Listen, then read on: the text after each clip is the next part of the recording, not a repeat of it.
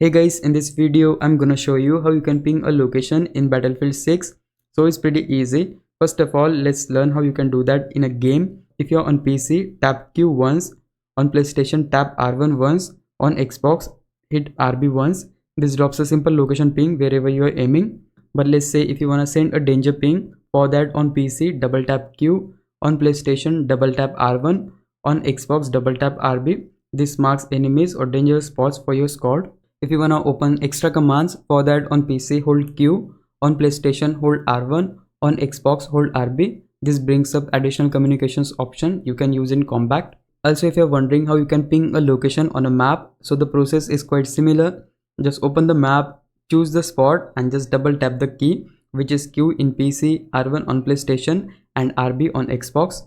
Even you can send a danger ping by double tapping Q on PC, double tapping R1 on PlayStation and double tapping RB on Xbox. And yeah, that's basically how you can ping a location in game or on map in Battlefield 6. If you found this video helpful, please leave a like, subscribe the channel. I'll meet you in the next one. Bye bye.